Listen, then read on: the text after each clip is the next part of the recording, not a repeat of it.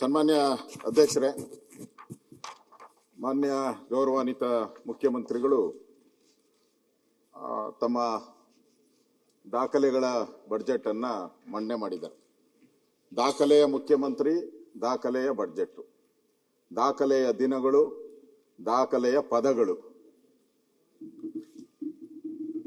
ಈ ಬಡ್ಜೆಟ್ಟು ನನಗೆ ಅವಕಾಶ ತಾವು ಮಾಡಿಕೊಟ್ಟಿದ್ದೀರಾ. ತಾವು ಕೂಡ ಈಗ ರಂಜಾನ್ ಹಬ್ಬದ ಉಪವಾಸದಲ್ಲಿದ್ದೀರಾ. ಉಪವಾಸದಲ್ಲಿ ಸ್ವಲ್ಪ ಕೋಪ ಜಾಸ್ತಿ ಇರ್ತೈತೆ. ದಯವಿಟ್ಟು ಶಾಂತತೆಯಿಂದ ಕೇಳಬೇಕು ಅಂತ ನಿಮ್ಮಲ್ಲಿ ಫಸ್ಟ್ ಏನಂತ. ಯಾಕಂದ್ರೆ ಸದಾ ನನಗೆ ಬೆಂಬಲವಾಗೇ ಇದ್ದೀರಾ, ಇದುವರೆಗೂ ನನಗೆ ಬೆಂಬಲವಾಗಿದ್ದೀರಾ. ಆಗ ನೋಡಕ್ ಹೋದ್ರೆ ನನಗೆ ಬೆಂಬಲವಾಗಿದ್ದೀರಾ. ಸನ್ಮಾನ್ಯ ಅಧ್ಯಕ್ಷರೇ, ಈ ಬಡ್ಜೆಟ್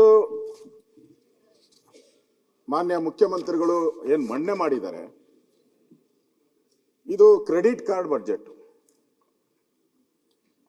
ಇದು ಹಣಕಾಸಿನ ಶಿಸ್ತು ಪಾಲನೆ ಇಲ್ಲ, ಸಾಲದ ಆಕ್ಸಿಜನ್ ಮೇಲೆ ನಿಂತಿರುವಂಥದ್ದು. ಆಕ್ಸಿಜನ್ ಮೇಲೆ ನಿಂತಿದ್ದು, ಸಾಲದ ಆಕ್ಸಿಜನ್. ನಮ್ಮ ಡಾಕ್ಟರ್ಗಳು ಇಲ್ಲ ಬಂದಿಲ್ಲ, ಡಾಕ್ಟರ್ಗಳು ಹೇಳ್ತಾರೆ, ಈ ಪೇಷಂಟ್, ತಾವು ಹೆಲ್ತ್ ಮಿನಿಸ್ಟರ್ ಆಗಿದ್ದು, ಏನೋ ಸ್ವಲ್ಪ ಅತಂತ್ರ ಆಗ್ತಾನೆ,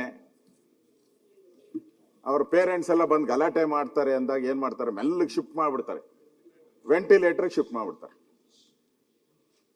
ಪೇರೆಂಟ್ಸ್ ಬಂದಾಗ ಹೇಳ್ತಾರೆ, ಇಲ್ಲ ಏನ್ ಪರವಾಗಿಲ್ಲ, ಬದುಕಿದ್ದಾರೆ ಅಂತ. ಡಾಕ್ಟರ್ ಗೊತ್ತಿದೆ ಸತ್ತೋಗ್ಬಿಟ್ಟಿದೆ ಕೇಸು ಅಂತ. ಆದ್ರೆ ಅವ್ರಿಗೆ ಹೇಳೋಕ್ಕೋಸ್ಕರ 2 ದಿನ 3 ದಿನ 4 ದಿನ ಎಷ್ಟು ದಿನ ಬೇಕಾದ್ರೂ ವೆಂಟಿಲೇಟರ್ ಇಟ್ಕೊಂಡಿರ್ತಾರೆ. ಹಂಗೆ ಈ ವೆಂಟಿಲೇಟರ್ ಅಲ್ಲಿ ಆಕ್ಸಿಜನ್ ಅಲ್ಲಿ ಉಸಿರಾಡ್ತಾ ಇರುವಂತ ಬಡ್ಜೆಟ್ ಇದು. ಇದು ಜನಗಳನ್ನ ಸಿದ್ದರಾಮಯ್ಯನವರ ಒಂದು ಟ್ಯಾಕ್ಟಿಸ್ ಇದೆಯಲ್ಲ, ಆ ಟ್ಯಾಕ್ಟಿಸ್ ಅಲ್ಲಿ ಒಂಥರ ಮಂತ್ರ ಮಾಡಿ ಅಂಕಿ ಸಂಖ್ಯೆಗಳನ್ನ ಏರುಪೇರು ಮಾಡ್ಕೊಂಡು ಅಡ್ಜಸ್ಟ್ ಮಾಡ್ಕೊಂಡು ಈ ಒಂಥರ ಇದ್ರ ಮೇಲೆ ಸರ್ಕಸ್ ಹಗ್ಗದ ಮೇಲೆ ನಡೀತಾರಲ್ಲ, ಹಂಗೆ ನಡೆದಿದ್ದಾರೆ. ಇದು ಸರ್ಕಸ್ನ ಹಗ್ಗದ ಮೇಲೆ ನಡೀತಾ ಇರುವಂತ ಸಿದ್ದರಾಮಯ್ಯನವ್ರನ್ನ ನಾವು 17ನೇ ಬಡ್ಜೆಟ್ ಅಲ್ಲಿ ನೋಡ್ತಾ ಇದ್ವಿ. 17ನೇ ಬಡ್ಜೆಟ್ ಅಲ್ಲಿ ನ್ಯೂಸ್ ಫಸ್ಟ್ ನಿರ್ಭೀತಿಯಿಂದ ನಿಮ್ಮ ಪರವಾಗಿ.